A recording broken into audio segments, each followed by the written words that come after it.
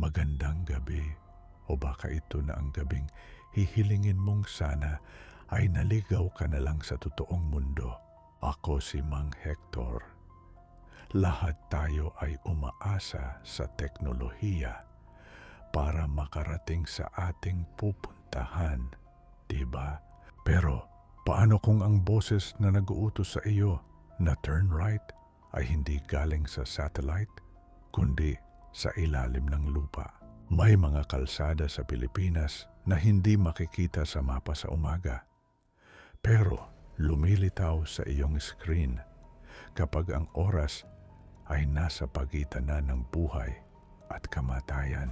Maupo ka, ikabit mo ang iyong seatbelt dahil ang kwentong ito ay tungkol kay Roldan, isang driver na nagtiwala sa kanyang GPS hanggang sa dalhin siya nito sa isang lugar na walang U-turn. Pakinggan mo ang kwento ng Waze ng mga nawawala at siguraduhin mong alam mo ang daan pa uwi. Si Roldan ay isang pagod na Grab driver na gustong makahabol sa huling quota niya para sa gabi. Malakas ang ulan at zero visibility sa kahabaan ng isang madilim na kalsada sa boundary ng Rizal at Quezon. Saan ba tong customer na to? Bulong niya habang tinitingnan ang kanyang cellphone. Biglang nag-recalibrate ang kanyang Waze. Ang boses ng navigator na dati ay masigla, ay naging malat at mabagal. In 500 meters, turn left into the nameless path, sabi ng boses. Nagtaka si Roldan dahil ang alam niya ay bangin ang nasa kaliwa. Pero sa screen niya, may malapad na kalsada roon.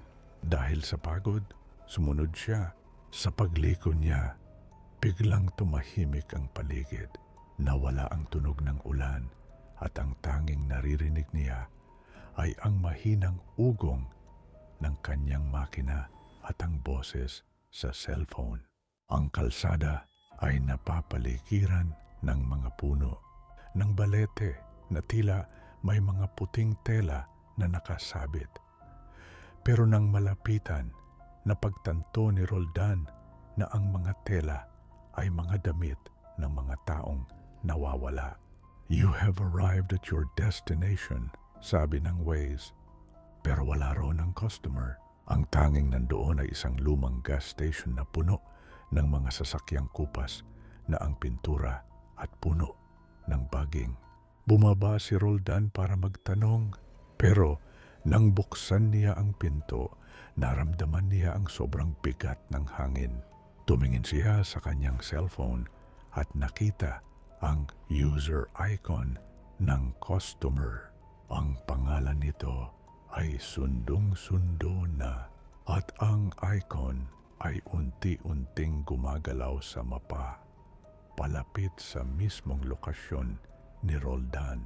Tumingin si Roldan sa rear view mirror at nakita ang isang bata na nakaupo sa backseat niya. Putla-putla ito at basang-basa, hawak ang isang cellphone na naglalabas din ng boses ng Waze. Turn around. Look at me. Mabilis na pinaharurot ni Roldan ang sasakyan. Pero kahit anong bilis niya, ang screen ng kanyang Waze ay hindi nagbabago. Ang kalsada ay paulit-ulit lang. Nadaanan niya ang parehong gas station ng 10 beses.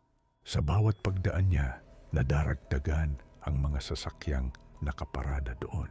Ang huling sasakyang nakita niya ay kamukhang-kamukha ng sarili niyang kotse. Pati ang plate number ay pareho. Recalculating, your life is expiring. Bulong ng boses sa GPS.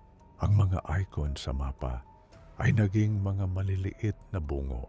Napagtanto ni Roldan na hindi siya naliligaw sa kalsada. Naliligaw siya sa pagitan ng mga dimensyon.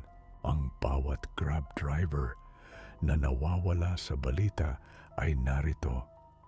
Nagpapatakbo ng kanilang mga sasakyan hanggang sa maubusan ng gas at ng hininga. Nang matagpuan ng sasakyan ni Roldan sa gilid ng isang bangin kinabukasan, wala siyang gas-gas, mukha lang siyang natutulog sa driver's seat. Pero nang buksan ng mga pulis ang kanyang cellphone, ang Waze ay naka-on pa rin. Ang arrow sa mapa ay patuloy na gumagalaw sa isang madilim na bahagi ng screen kung saan walang kalsada, at ang huling boses na narinig mula rito ay ang iyak ni Roldan na nagtatanong, "Malayo pa ba tayo?"